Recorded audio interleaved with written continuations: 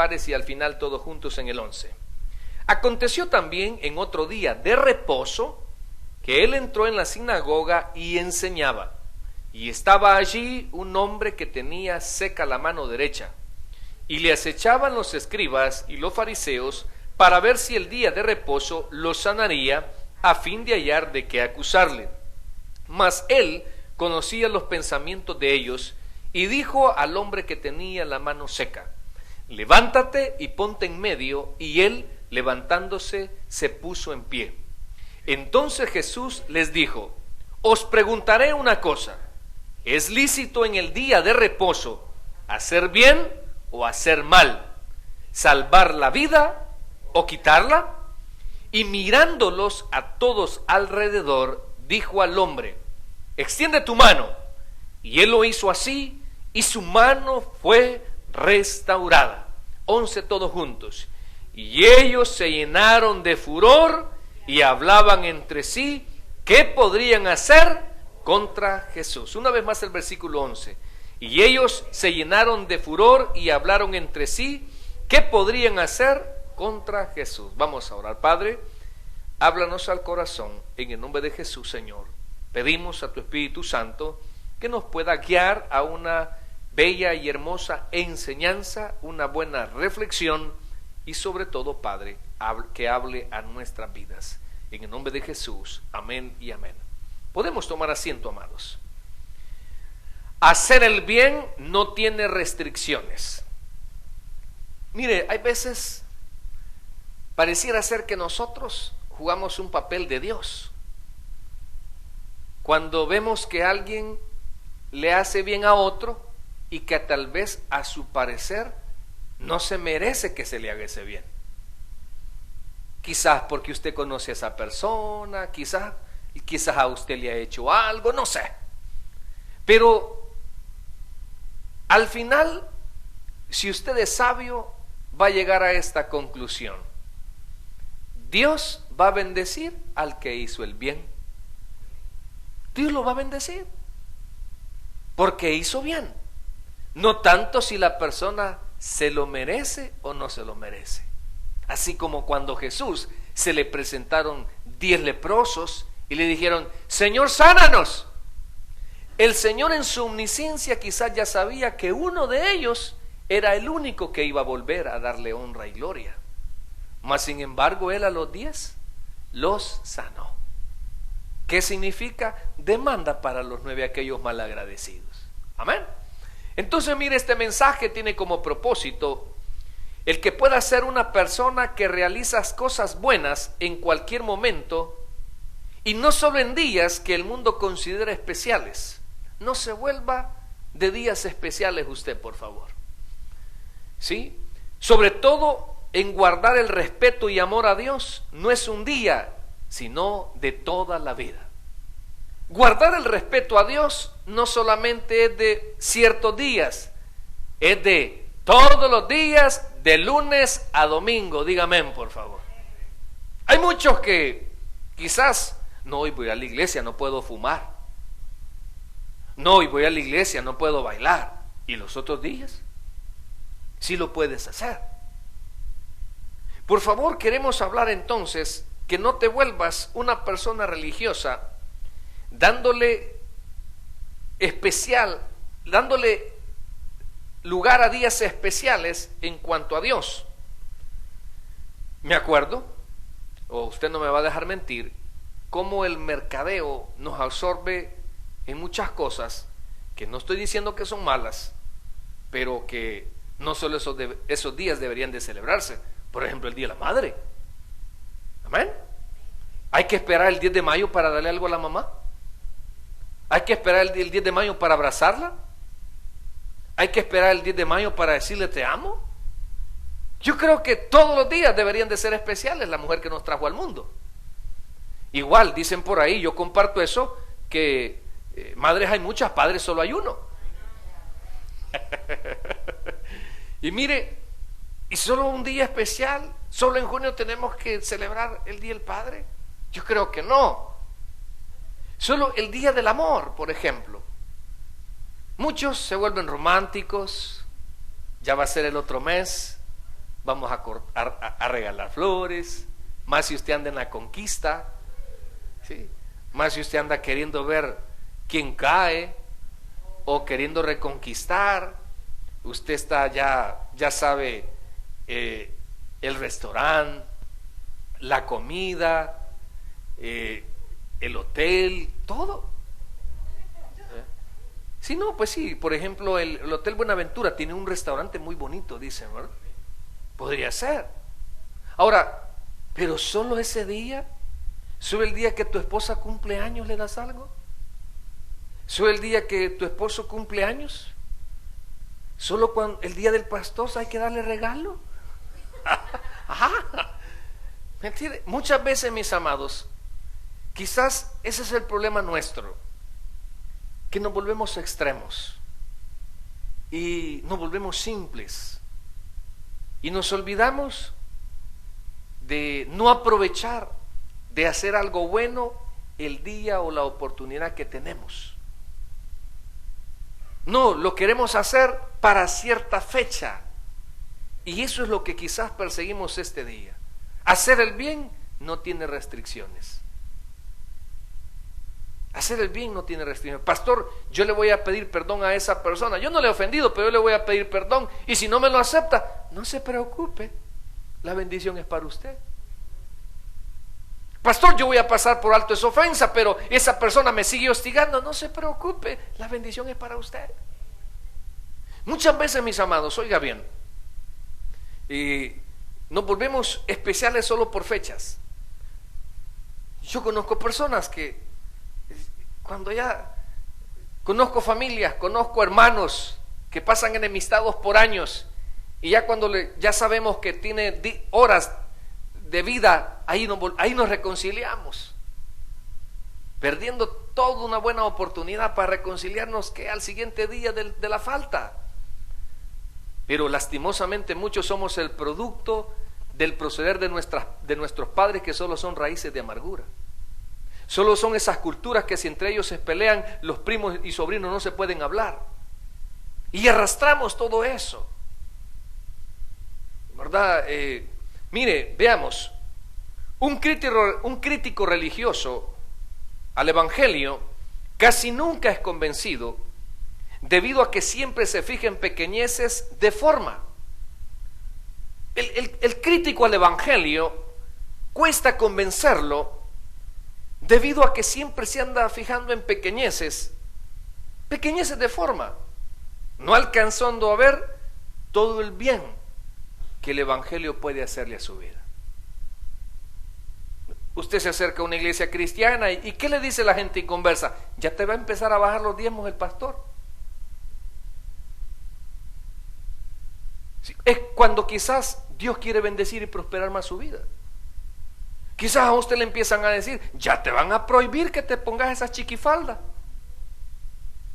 ya te van a prohibir que dejes y empiezan, y tal vez no se dan cuenta.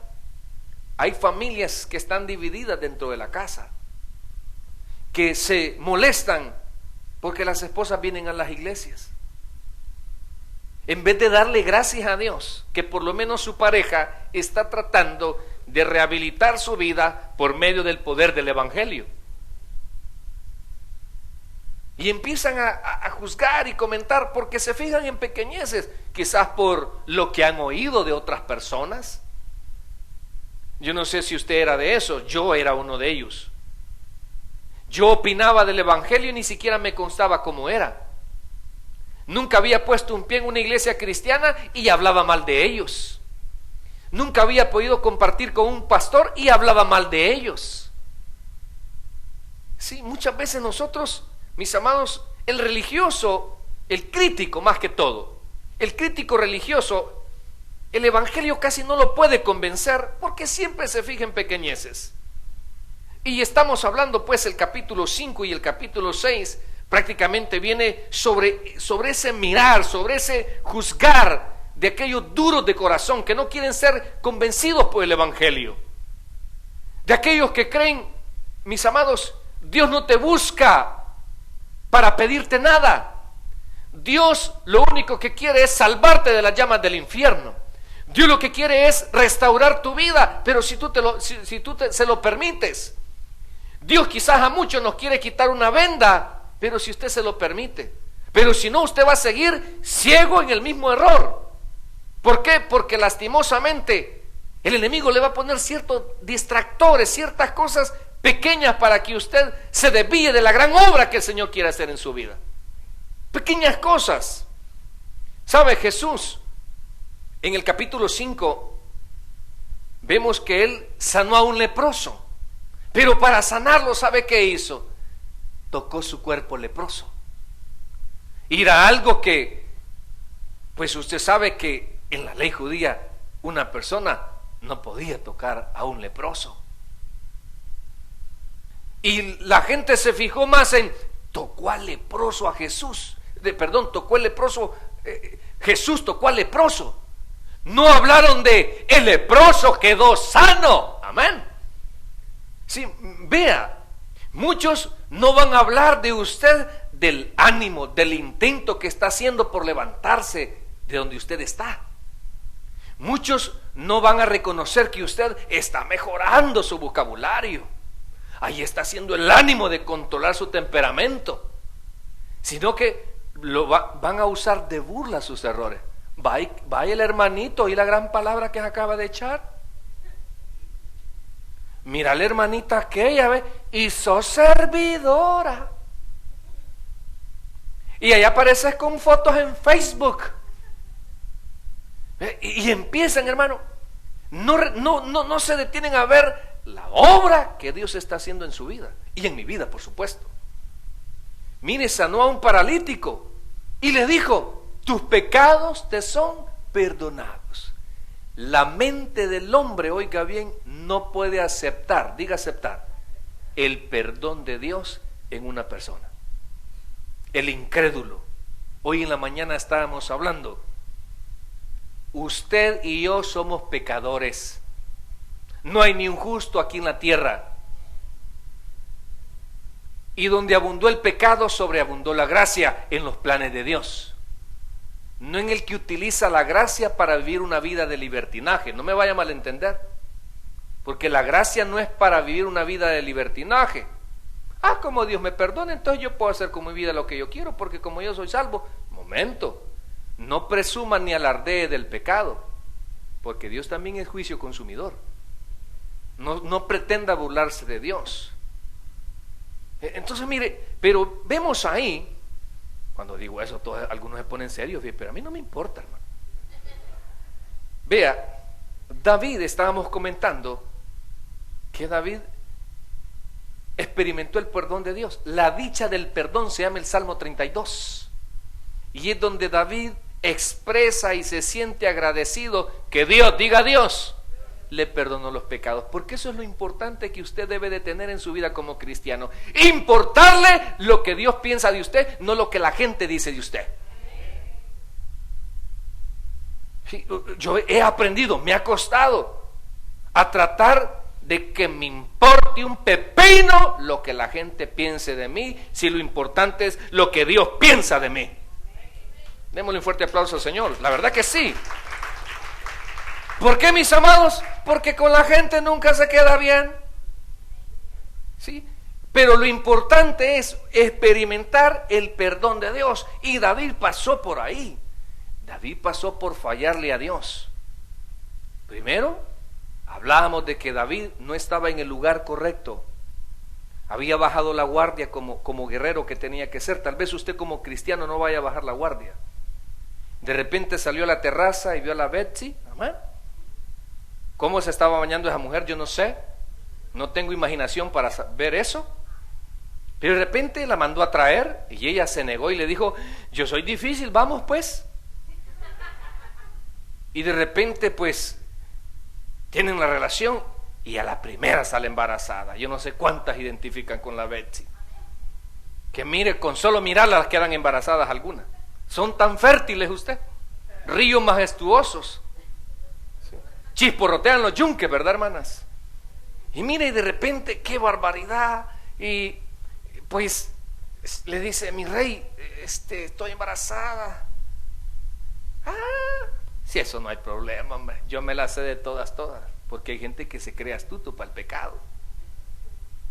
Y de repente viene y le dice, no te preocupes, ya te mando, mira, si yo soy el rey, hombre, yo te voy a mandar a traer a Urías y voy a acostarte con él y mira, y como en esos tiempos no habían exámenes de ADN, solo el niño es tuyo, ¿está bien? Usted es rubio, el niño es morenito, y parecido, ¿eh? Y entonces mire, lo mandan ahí a traer. Y Urías pues era súper fiel. ¿Y qué sucedió? Mis amados, no se fue a acostar, dijo, no, los soldados están peleando y yo voy a andar en placeres, no. Mire, entonces le ordena a Joab que lo pongan al frente de la batalla y que lo dejen solo para que lo maten. Si usted y yo hubiéramos estado ahí, también hubiéramos condenado al rey David. Tal vez hoy porque tenemos un cuadro completo y sabemos la historia de que donde abundó el pecado, también sobreabundó la gracia de él. Dios lo redimió. Comenzó con esto cuando lo confrontó el profeta Natán. Y son de las cosas que yo quisiera que usted tenga la capacidad en la vida. Cuando Dios te confronte por medio de una predicación, no te enojes, acepta la verdad. Trata de acomodar y saber que Dios al que ama, corrige. Nos confronta, nos redarguye con cosas que quizás no está correcto que estemos haciendo. Y bien él dijo, en gran manera he pecado. No se puso, bueno, ¿y este Natán quién es para que a mí me esté diciendo si yo soy rey? No. Y dijo, en gran manera he pecado contra Jehová. Supo reconocer. Y viene del Señor y lo redime, lo perdona. Aunque dijimos que todo pecado tiene su consecuencia. ¿Y por qué lo dice pastor? Porque el primer hijo de esa relación se murió. Y después nace Salomón. ¿Y quién fue Salomón? El rey de Israel. Entonces mire, vemos ahí entonces que sanó al paralítico y le dice, tus pecados te son perdonados. La mente nuestra no nos da a aceptar que Dios es capaz de perdonar todo pecado. La sangre de Cristo, mis amados, fue derramada para todo aquel que quiera aceptarla y limpiarle todos sus pecados y borrárselos de una vez y para siempre. ¿Sabe? Dios ya no se acuerda de sus pecados pasados. Dios ese perdón fue hecho perfecto y tiene un presente continuo. Mire, otra de las cosas que vemos ahí, el religioso acerca de la crítica, viene y Leví, el publicano, es convencido y le dice, ven, sígueme. Hermano, tal vez, no sé si soy yo, está haciendo un poco de calor, si puede encender el airecito. ¿Será que mi andropausia me está provocando eso? No sé. Mire, y de repente, mi amado, ¿qué hizo? Dice que se fue a cenar con ellos y le dijeron, tu maestro come con los publicanos. Un publicano era considerado un traidor. Tu maestro come con ellos. Y Jesús dijo esa famosa frase, los sanos no necesitan médico, sino los enfermos. Yo no he venido a llamar a justos, sino a pecadores. ¿A qué? A que su vida cambie, a que se dé cuenta que ese mundo de pecado no le va a traer nada bueno, a que esa vida de desorden le va a traer consecuencias. En cambio Jesús dijo, yo he venido para que tengáis vida y vida en abundancia. Bendito sea el nombre del Señor. Y de cuántas cosas ahorita el Señor va a hacer en tu cuerpo, va a hacer en tu familia. Tú vas a llevar bendición a tu hogar, tú vas a llevar la salvación a tu hogar. Tu hogar va a parar de sufrir del alcoholismo, tu hogar va a cesar de las infidelidades, tu hogar ya tus hijos no van a ser contaminados, por lo menos en ejemplo tuyo, en las discotecas, no van a conocer eso, porque al menos tú les vas a dar un buen ejemplo, que conozcan la casa de Dios. ¿Me entiende? Y lo criticaban a Jesús. Se fijaban, hermano, hasta el más ínfimo detalle. Andaban por un sembradillo, la ley levítica permitía que usted podía pasar a un sembradillo y podía comer si andaba hambre, pero no podía llevar. Y además usted podía comer, y los discípulos en ese entonces recogieron espigas y restregaban para sacar el grano y comían. Y llegaron, mira, el día sábado y no se lavan las manos para comer. O sea, hay gente que se anda fijando hasta en lo más ínfimo. Y hay religiosos, mira, ya le viste los aretes de la hermana, mira los que anda, ¿ve? Mira las botas que anda, mira el peinado que anda, mira cualquier cosa. Así es el religioso. Yo espero que usted no sea de esos, que aprenda a vivir un evangelio personal con Dios, que no se fije en los demás, que no caiga en ese error. Y el último, ¿verdad?, el que estamos tratando, es que juzgaban porque el Señor sanaba el día de reposo. Ese día, si usted me acompaña, dice, aconteció otro día, dice ahí, en otro día de reposo. Vamos a ver, algo para aprender. El día de reposo. La palabra día, sábado, en el hebreo es Shabbat. Y esto significa reposo o cesación de actividad. Vamos a ver un poquito para que entendamos esto, lo del Shabbat. Mire el origen. Según el relato de la creación, Dios reposó en el día séptimo de toda su obra y lo bendijo y lo santificó. Ese fue el origen donde aparece el séptimo día, donde Dios no trabaja sino que contempla toda su obra. La institución y objeto, ¿por qué Dios establece el sábado o un día especial? La primera mención de la institución para Israel, diga Israel, no para otro pueblo, sino para Israel, de un séptimo día de reposo consagrado a Jehová, se halla en Éxodo 16 del 23 al 30. Esta ordenanza fue después incluida en el cuarto mandamiento del Decálogo. Usted sabe que estamos hablando de Éxodo 20, amén. Estableciéndose así de manera directa su relación con el cese de actividades creadora en el séptimo día. Dios cesó su obra contemplándola y bendiciéndola.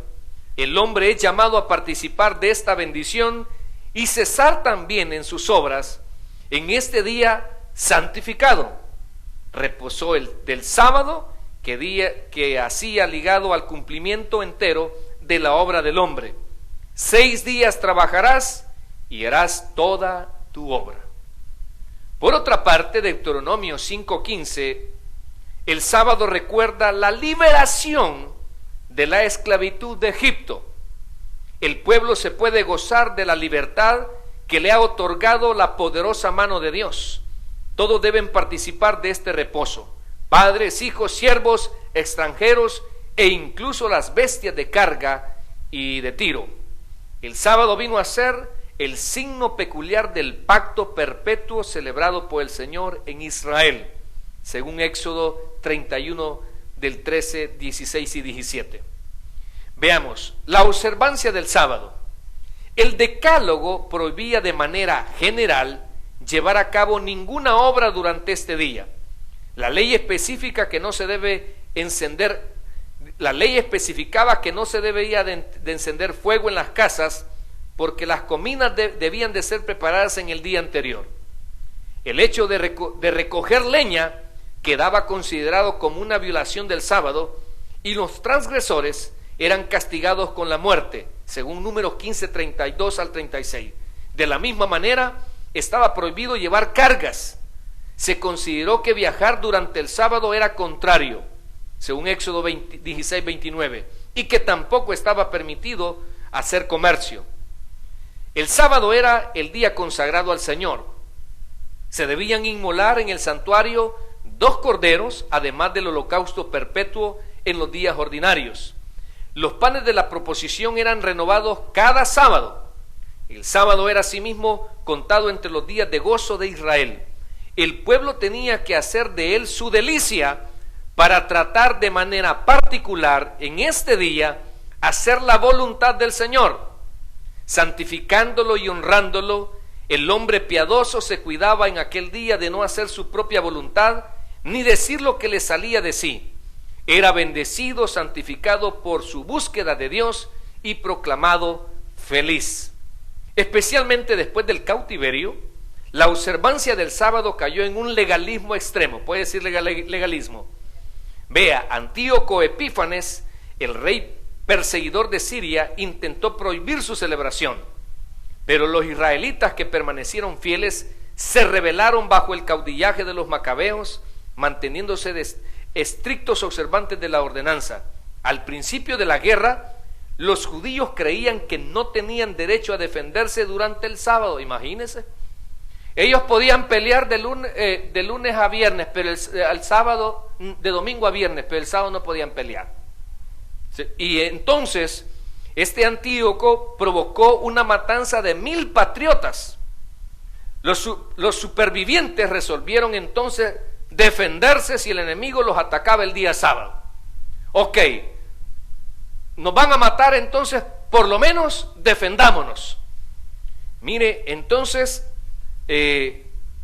los supervivientes resolvieron defenderse si el enemigo los atacaba en el día sábado, pero no podían pasar a la ofensiva en ese día. Incluso si tal actitud favorecía el avance de los paganos, más tarde durante el asedio de Jerusalén, escuche esto, Pompeyo erigió durante un sábado arrietes y en las torres. Los judíos, viendo que estaban subiéndose a eso, estaban armando eso para que se metieran a Jerusalén, no respondieron a la amenaza. Apenas si el sábado ya había acabado, los romanos abrieron una brecha en las murallas.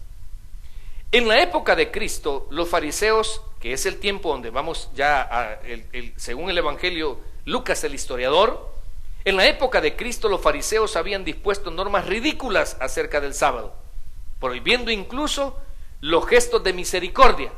O sea, ellos se habían ido al extremo donde no podían hacer actos de misericordia y combatían a Jesús porque efectuaba curaciones el sábado. Sin embargo, los fariseos no consideraban contra la ley salvar un buey, asno o una oveja en el día sábado, ni se privaban de abrevar a sus animales. Los fariseos no se opusieron solo a las curaciones, sino también a la recogida fortuita de algunas espigas de parte de los discípulos de Jesús en sábado. El Señor declaró entonces: el día de reposo fue hecho a causa del hombre, y no el hombre por causa del día de reposo. Quiero hablar también de algunos ciclos que tiene el Sabbat para el judío. El primer día del mes séptimo, en este mismo mes, el día 10º, a partir del día 15, se pasaba una semana bajo los tabernáculos. O sea, en el mes séptimo del pueblo de Israel, el primer día, se pasaba una semana de fiesta, construyendo ciertas tiendas afuera de sus hogares, haciendo los tabernáculos, recordando la peregrinación que habían tenido en el desierto. Cada 7 años se celebraba un año sabático, durante el cual la tierra misma debía de reposar, tipo nuestros tiempos, ¿verdad, hermanos? Yo nunca he conocido que alguien diga que la tierra repose. Aquí le meten fertilizantes y aquí la trabajan, tipo nosotros, hermanos, amén. Mire, durante la cual la tierra misma debía de reposar, y los acreedores, mire interesante esto, cada 7 años los liberaban de sus deudores. Todo israelita reducido a condición de esclavo recuperaba su libertad. O sea que se casaba a los 7 años y era libre, amén. Aquí es para toda la vida. También hay un año que se llama el jubileo. Yo no sé cuántos lo han escuchado. El año del jubileo tenía lugar en el año 50, después de 7 ciclos de años sabáticos. Al final del año sabático, o sea 49 años, al 50, el jubileo significa trompeta. Se tocaba la trompeta para proclamar el año de la gracia, según Levítico 25. El sábado y el cristianismo, en los evangelios y hechos, esto está interesante, el sábado es frecuentemente mencionado en relación con los judíos, diga judíos. El sábado, oiga bien, en el Nuevo Testamento, el sábado es relacionado con los judíos, no con los cristianos. En el resto del Nuevo Testamento es citado solo en 2 ocasiones, diga 2 ocasiones. 2 ocasiones, Colosenses 2:6 y Hebreos 4:4. Solamente en esas 2 para indicar su significado espiritual y tipológico. En estos dos pasajes no se afirma en absoluto que debamos observarlo, nosotros los cristianos, sino que en la institución sabática del Antiguo Testamento podemos ver una imagen, diga imagen, imagen del reposo que espera al pueblo de Dios. Amén. Al haber sido comprados con la sangre preciosa de Cristo, todo nuestro tiempo y ser pertenecen a Dios. Nadie debe de ser juzgado por la observancia de una fiesta, de una luna nueva, ni de sábado, según Colosenses 2:6. En los primeros años de la iglesia cristiana había creyentes que seguían haciendo distinción entre días, en tanto que otros los estimaban todos iguales. Pablo no deseaba que estas divergencias provocaran un quebrantamiento en el espíritu fraternal, pero también era normal que la observancia legal del día séptimo dejara paso al reposo constante en Cristo, del que el reposo era solo una sombra. Los que creen entrarán en este reposo en el que en el principio ya estaba por la fe, pero cuyo cumplimiento definitivo está aún en el futuro.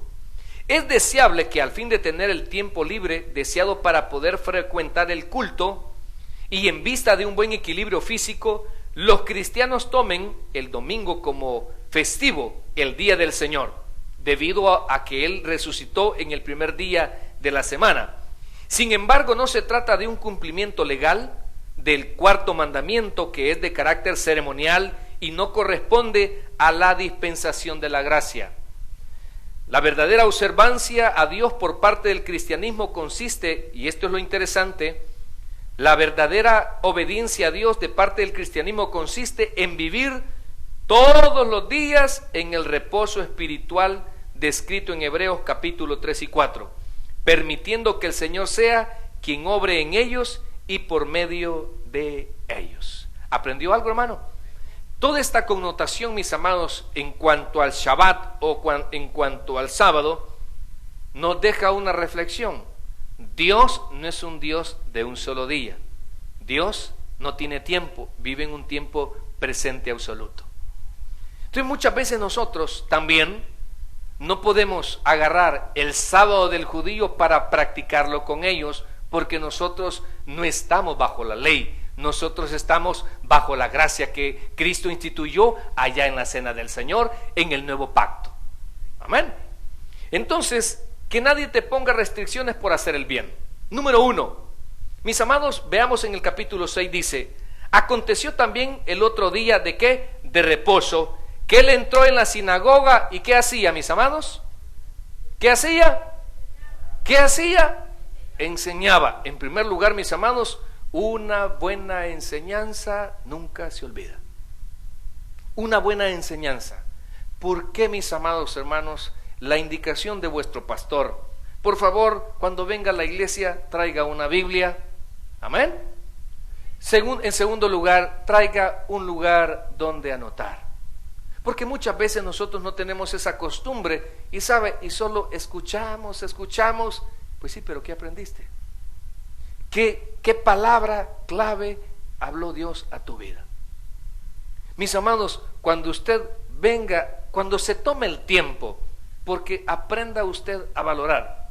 Número 1, nosotros los predicadores tenemos un gran desafío, y es prepararnos responsablemente, investigar, etcétera, porque usted nos va a regalar 45, 50 minutos de su valioso tiempo para escuchar algo bueno, para escuchar algo edificante, para escuchar algo que le guíe, que le dé la salida a sus problemas. Pero por favor, también usted tiene que hacer su parte. Veamos, usted se sacrifica. Yo no creo que usted tenga un trabajo con un abanico y darse viento y que por eso le paguen. Yo me imagino que usted, mis amados, algunos terminamos las 8 horas de trabajo con las espaldas partidas. De repente, mis amados, venimos con un tráfico. California, mis amados hermanos, especialmente acá Los Ángeles, tiene el peor tráfico de Estados Unidos, donde, mis amados, venimos manejando a vuelta de rueda, como dicen por ahí. Y todavía usted viene con un esfuerzo y casi se viene durmiendo y entra por la puerta y no trae una cara así chispa, no, sino que viene Y lo primero que dice: ¿dónde está el café? No pregunta por el pastor, sino que ¿dónde está el café? Y va, mis amados, y el encargado no lo tiene listo, a que cuántas veces le he dicho, ve usted, ay, qué barbaridad. Y entonces hace tiempo y de repente se toma su cafecito y se viene para acá y todavía se mete un su pedacito de pan dulce, un ladrillo para que amortigue un poco la cena, y vine hace tiempo. Sí, pero se va a sentar ahí 45, 50 minutos. ¿Qué habló Dios a tu vida? Tienes que tener maneras prácticas para que tú tengas un aprendizaje efectivo. Algunos, por ejemplo, estoy notando que están elevando su nivel de conocimiento. Por ejemplo, ya están anotando todas las respuestas de la dinámica que hacemos. ¿Sí? Entonces, usted está elevando su nivel de conocimiento. Excelente. Pero le pregunto, de todos los sermones que ha tenido la oportunidad de escuchar acá en la iglesia, le pregunto, ¿dónde tienes tus anotaciones? Yo conozco personas, mis amados, que me han llamado: pastor, estaba pasando por una crisis difícil y mire, yo solo me acuerdo del punto número tal que trató. No te desesperes, espere, se llamaba el sermón. O sea, ¿qué hizo? Puso en práctica algo que en su vida había aprendido.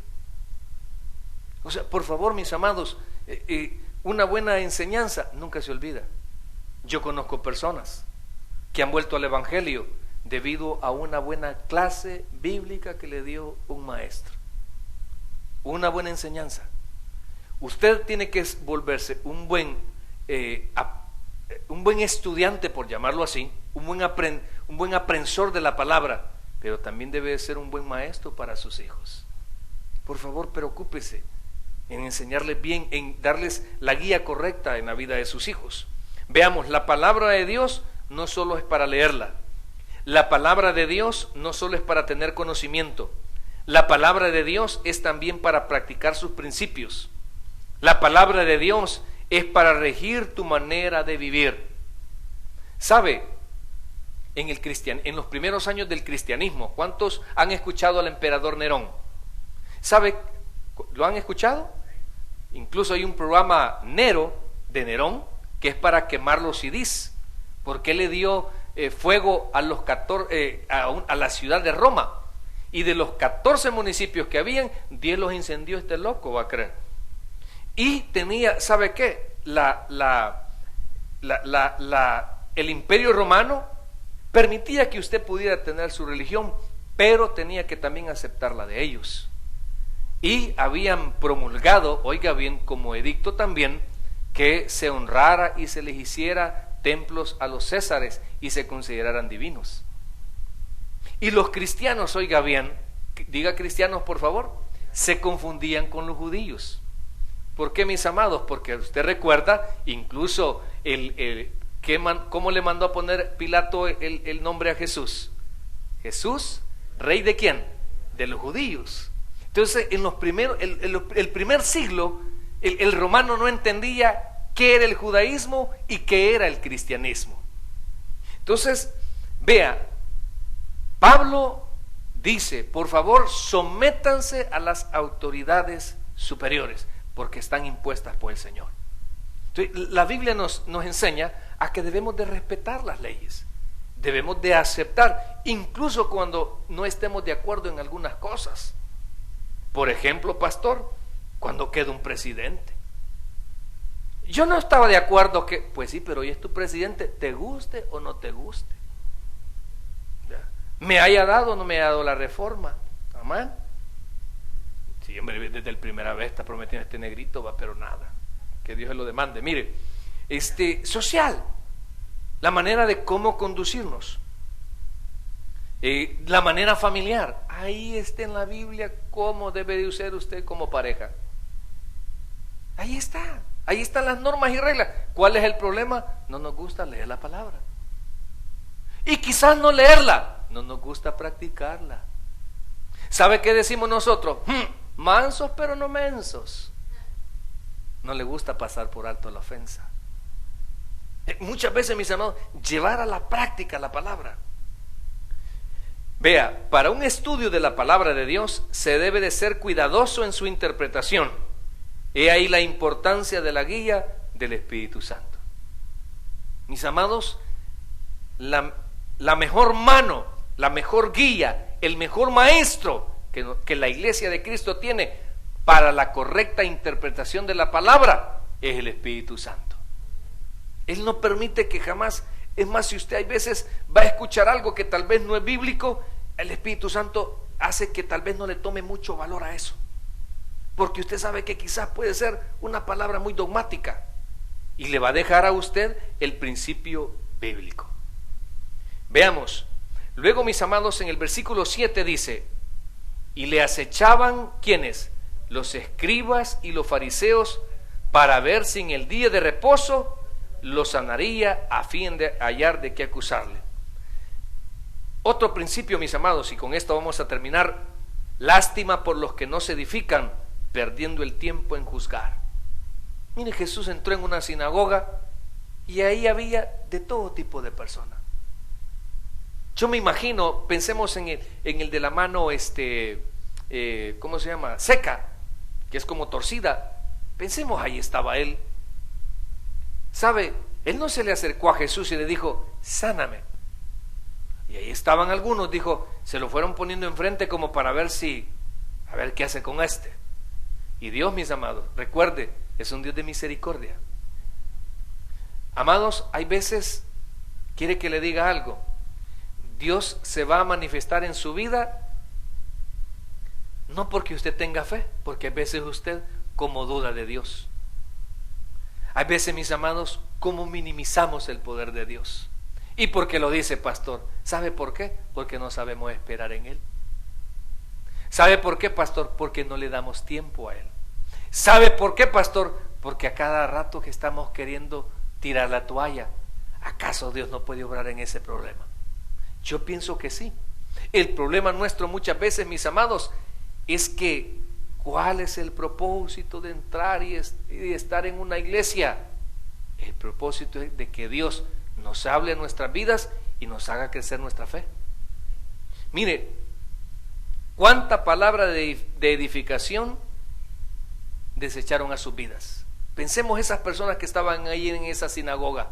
Si Jesús enseñó, dice que estaba enseñando, no sabemos qué lección dio, no sabemos cuánto tiempo estuvieron escuchando todas esas personas, pero a ellos no les interesaba absolutamente nada de la enseñanza, sino que ellos estaban más pendientes si hacía el bien o no hacía el bien. ¿Qué día? El día sábado, dándole valor más a un día que a la misericordia del prójimo. Qué terrible, ¿verdad? Cuánta palabra de persuasión para su salvación desecharon. Cuántas personas, mis amados, Dios nos ha tratado de persuadir para ser salvos. Cuántos, mis amados, Dios, yo creo que aquí la mayoría somos salvos por fe, pero cuánta palabra de persuasión tú has escuchado y no quieres entender, no quieres desviarte de ese camino equivocado que andas, y escuchas de una manera, escuchas de otra. Yo no sé usted, a mí cuando me comparten esos testimonios de que Dios les habla a sus vidas y que los convence, porque a veces nosotros no entendemos a la primera voz de Dios. Me acuerdo, con eso termino mi mensaje, una hermanita acá que me dijo: pastor, me pidió hablar conmigo un día entre semana y me dice: pastor, quiero compartir que Dios ya me liberó de las raíces de amargura. Y eso le di. Es que mire, me dijo, viera que a mí mi familia me humillaron de una manera, me pusieron en contra de mi hijo, a cada rato me echaban del apartamento, se aprovecharon, me explotaron, bueno, y me hicieron tantas cosas. ¿O de veras? Le dije, sí. Y sabe, yo sabía que yo andaba a raíces de amargura y yo le deseaba mal. Ojalá pierda su trabajo mi hermano, ojalá que se perdiera su matrimonio, o sea, solo cosas feas le andaba deseando a la familia. ¿Andaba o no andaba con raíces de amargura esta persona? Y dice que vino a un sermón y lo primero que escuchó fue las famosas raíces de amargura, y que Dios no podía, que ella no podía vivir en paz y feliz por sus famosas raíces de amargura. Y empieza el conflicto entre la carne y el espíritu, ¿sí o no, hermanos? ¿y cómo yo voy a perdonar todas las ofensas que me han hecho? Y dice que terminó el sermón y ella se fue y dijo, ese sermón no era para mí. Pues de repente dice que iba escuchando una radio, de las pocas radios buenas que hay aquí, y otra predicación y hablando del perdón. No, dijo, se va a la casa y antes de acostarse y encuentra aquella lectura: si tienes algo contra tu hermano, ve y reconcíliate. Mis amados, todavía volví a cerrar la Biblia y yo no la leo, dijo. Ella que sueña, soñando que había ido a pedirle perdón al hombre. Me dijo, ya no pude. Entendí que Dios estaba diciéndome lo que tenía que hacer.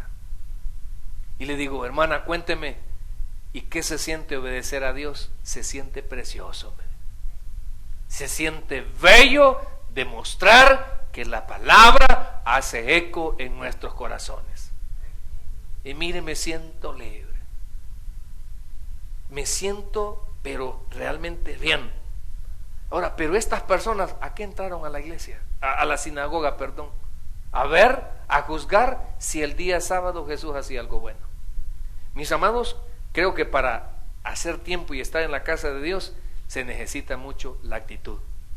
Y una buena actitud diciéndole, Señor, heme aquí, dime lo que tú quieras hablar a mi corazón. Démosle un fuerte aplauso al Señor, vamos a orar. Señor, te damos. Ahora que has escuchado el mensaje de la palabra y Dios ha tocado tu corazón, te invitamos a que recibas a Jesús como tu único y suficiente Salvador personal. Repite después de mí esta oración. Cierra tus ojos. Señor Jesús, yo te recibo hoy como mi único y suficiente Salvador personal. Creo que eres Dios, que moriste por mí en la cruz por todos mis pecados y que resucitaste al tercer día. Gracias doy al Padre por haber enviado a su Hijo a morir en mi lugar. En Cristo Jesús, mi Salvador. Amén y amén. Bienvenido a la familia de Dios. Queremos invitarte a que te puedas congregar con nosotros en nuestra iglesia, el Tabernáculo Bíblico Bautista Amigos de Israel, Hollywood. Estamos ubicados en el 854 North Western Avenue, Los Ángeles, California, 90029. Será un gusto tenerte donde predicamos la sana doctrina. Te esperamos.